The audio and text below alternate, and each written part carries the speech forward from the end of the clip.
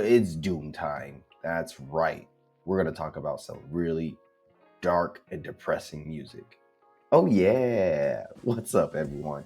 It's your boy, Matt Diazable, coming at you with some new music reviews. Thank you for coming on by. I appreciate it. I'm always happy that people come by and watch. Thank you, guys. Today, I'm checking out the latest release from a band called Shedfromthebody with their latest album called Whisper and Wane.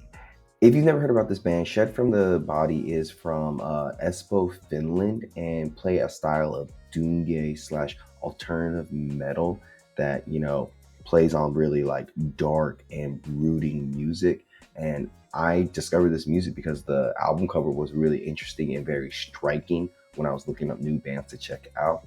And I'm really stoked to check out this new band because they don't seem to have a big following or anything, but they got some big sounds with this record. I also forgot to mention that this is a one-person project band from a girl called Suvi, who is from Espoo, Finland, that I talked about. And I gotta say, her skills to write some very gloomy and grief-ridden songs here is quite impressive. And just like the record title, it doesn't really shout things at you or anything.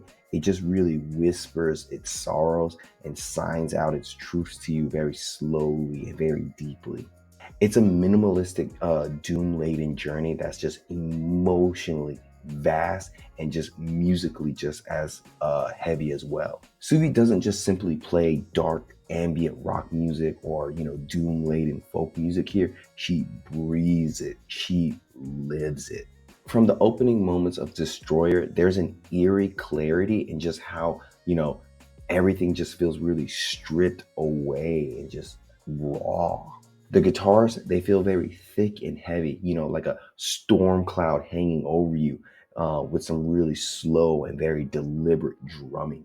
But what's really noticeable here is her voice. It's quite ghostly and just pop adjacent in a weird way that kind of nearly reminds me of Bjork in a more fragile confidence that just cuts through the murky sounds of the music. And with just a few tools, she's able to craft a storm of feeling on here. The minimalism is the key to this record because there's often, not much being done here, but the overall feeling just resonates very deeply in you. So I want to play a clip of Destroyer for you so you get a sense of just how stripped down everything is and just how weighted it all feels.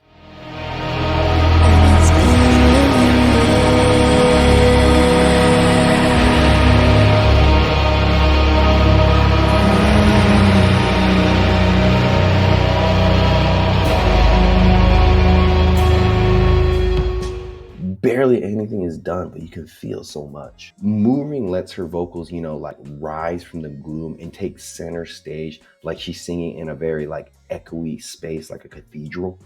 It's in tracks like these that the album really finds its heartbeat. It's very slow, has a bit of a melancholy feel to it, but it's just pulsing with intent. Guitars wail and bend in a very grieving sense, like something's just about something's out of reach, while the drums just really build the tension up on these tracks, and it never really erupts into anything. It just sinks further into itself and just creates a weird vortex of heaviness and crushing riffs with a lot of haunting repetition that creates this grand feel on this album.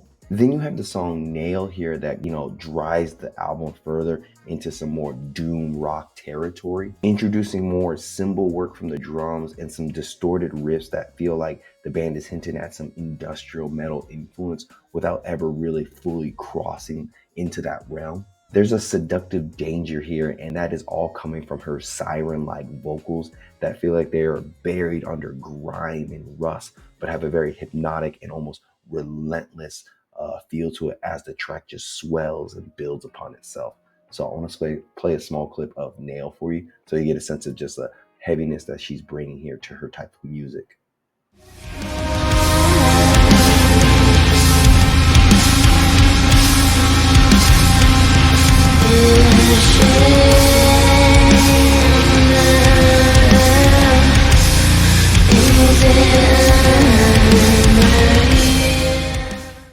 Get a little of those industrial vibes a bit.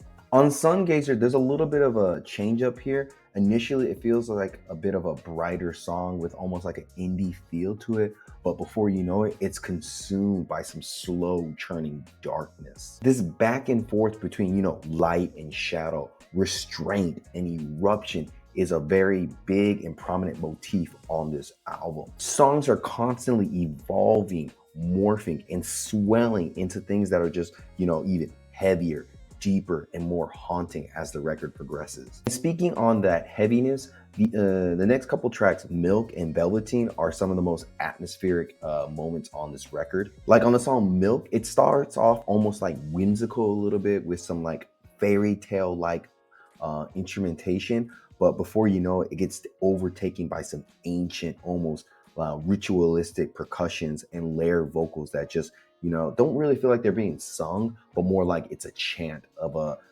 spiritual ritual moment or something. So I want to play a clip of Milk for you so you get a sense of just that deep, droning, hard percussions they have here.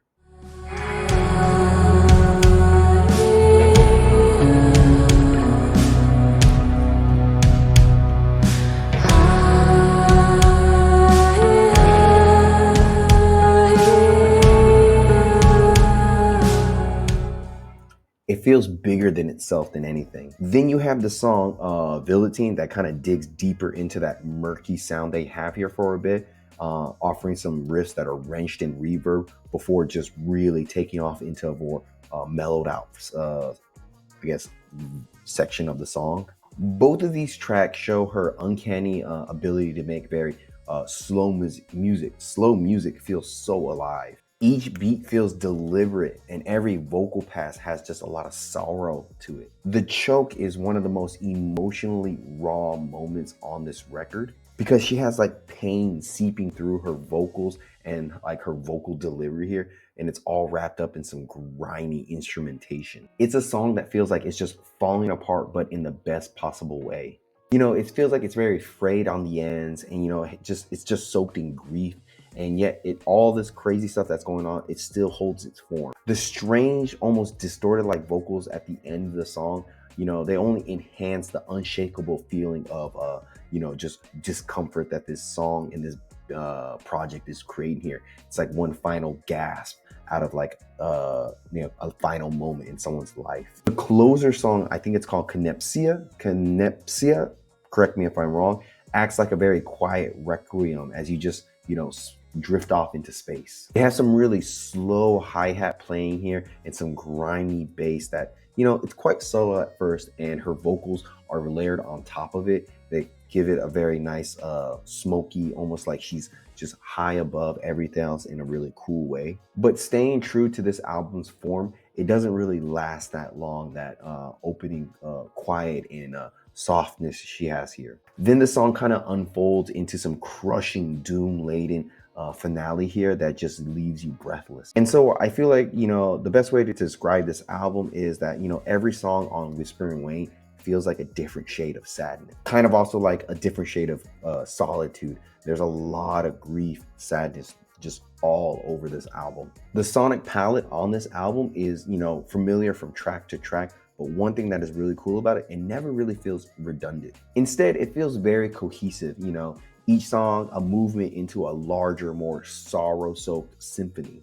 She is definitely able to conjure some very interesting atmospheres with this band and this project. And so the takeaway for this album from Shedfromthebody, Whispers and Wanes is, the softest voices can still, have the biggest and largest effect when, it's being brought through the right kind of darkness and the right kind of emotions. And I think this is just proof of that.